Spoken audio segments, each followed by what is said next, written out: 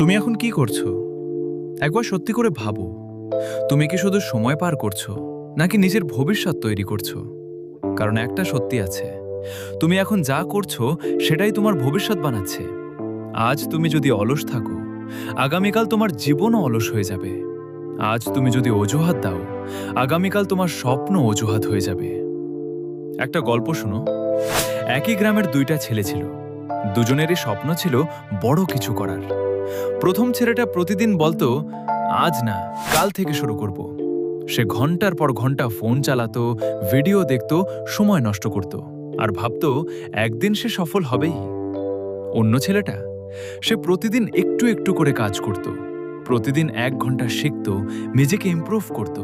সে জানতো ছোট কাজই একদিন বড় ফল দেয়। 1 বছর পর প্রথম ছেলেটা ঠিক আগের জায়গাতেই রয়ে গেল, কোনো পরিবর্তন নেই। আর দ্বিতীয় ছেলেটা, সে অনেক দূর এগিয়ে গেছে। কেন জানো?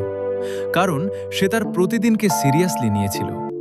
তুমি আজ যা করছো তা ছোট মনে হতে পারে, কিন্তু এই ছোট কাজগুলোই একদিন তোমার বড় রিয়ালিটি হয়ে দাঁড়াবে।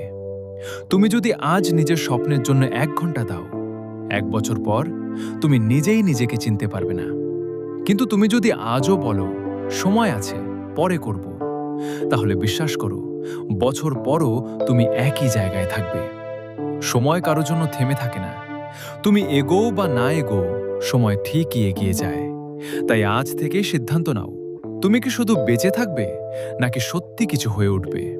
তুমি কি আজকের আরাম বেছে নেবে নাকি আগামীকালের সফলতা? গ্রোথ সবসময় আনকমফোর্টেবল হয়, কিন্তু সেটাই তোমাকে বদলে দেয়।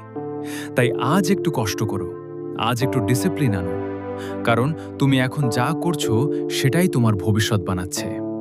আজকের তুমি আগামীকালের তোমাকে তৈরি করছে। তাই আজকে এমন কিছু করো যাতে ভবিষ্যতে তুমি তোমাকে ধন্যবাদ দাও।